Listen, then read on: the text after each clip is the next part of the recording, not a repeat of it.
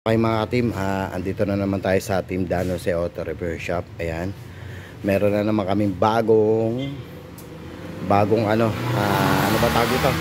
Bagong i-share dito sa ating Nissan Almera. Napakasimple lang po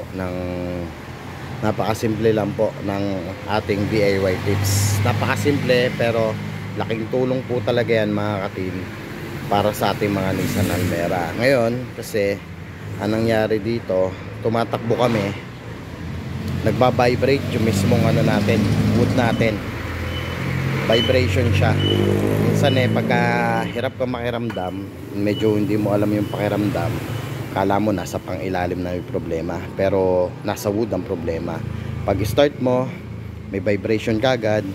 Pag smooth na may takbo mo, walang vibration. Pag nagbre-brake ka, or ang nangyayari is may lubak doon, nagba-vibration mismo yung ating wood. Ganun ang tunog niyan.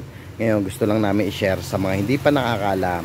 Sa mga nakakalam naman, maraming salamat at baka na-share nyo na rin. Pero ito syempre yung mga basic ang ituturo natin para naman makarelate yung mga gustong mag DIY tips. Ayan yung vibration ng mismong wood natin. Ito yung wood natin. Yan, buksan mo mer. Dahil medyo may pagkaluma na tong ating Almera, syempre nararamdaman na natin kung ano yung mga nagiging problema niya. Tapos galing pa sa bangga. Ayan, kung mapapansin nyo, galing rin sa bangga. Ngayon aalamin natin kung ano naging problema, kung bakit nagba-vibration. Yan, okay. Ang unang titignan natin is yung rubber damper nya. Ito, kung mapapansin nyo, meron pa siya sa kabila. Yan, kaya lang mababa na siya. Mukhang ginawa na lang rin ng paraan. Paano ba magtanggal nito? Ikutin mo lang na ikutin. Yan, hanggang mahugot siya. Inikot lang naman yan Ngayon, babalik mo lang rin. Pagkabalik mo, ikutin mo lang rin para may balik mo lang rin. Ganun, babalik mo. Ngayon, pwede tayo mag-adjust dito mga ka-team. Yan. Ang problema nito is yung rubber damper namin dito sa kabila, wala na. Kaya nangyayari, wala nang tumutukod dito. Kaya nagkakaroon ng vibration. Ayan. Pansin niyo, malakas yan kasi wala nang rubber damper dito. Ayan. Sa mga nagtatanong naman, saan nakakabili nito? Meron tayong makukuha na nito sa Lazada, sa Asia, Shopee. Pero hindi na, ayun, doon tayo nakakuha. Matagal nga lang deliver, pero sigurado baka mangyari sa inyo.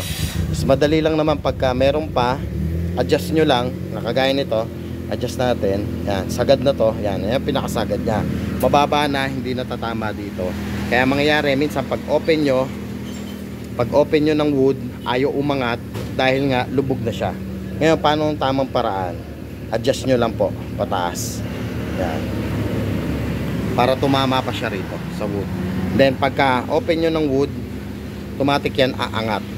Kasi dapat nakatukod po siya pag naka-close. Kasi pag hindi siya naka-close, pag naka-close siya at hindi siya nakatukod, ang mangyayari, magba-vibration yung ating wood. Ayan. Kaya kung mapapansin nyo mga team, ito, wala na siya. Yan. Maraming salamat mga team, at sana meron tayong natutunan sa ating mga simpleng DIY tips. Ayan. Kung ano yung naramdaman natin dito sa ating unit, ginagawa kaagad natin ng content para kung sakaling mangyari sa inyo, magawa nyo rin. O pwede kayo umorder sa mga online shopping yan, sa mga online. Yan. Rubber damper. Ayan na naging problema, kaya ma-vibration. Rubber damper o kaya rubber stopper. Rubber damper and rubber stopper. Ayan. Depende na lang kung ano yung tawag mismo doon sa online, sa mga nagbebenta. Pero stopper to dito sa wood stopper. Sa wood stopper natin. Kasi pag yan maluwag, ganyan na posisyon yan mga ka-team. Ayan, ganyan yung posisyon yan. Hindi siya lumapat. Automatic pagbukas nyo ng wood, hindi aangat. Bukod doon, may vibration yung ating wood. Okay mga katimat, di ko napapahabain ang ating video. Alam nyo naman po, konti lang, hindi ganun kahaba ang video namin. Wala rin kaming edit. Hindi rin kami marunong mag-edit. Kaya kung ano lang yung nasa video namin, ayun lang po talaga. Pasensya na po kayo kung pangit yung video namin. Low budget kumbaga, low budget po. Ayan. Kasi wala rin kaming magandang camera. Bukod po nun, hindi rin kami marunong o maalam sa pag-edit.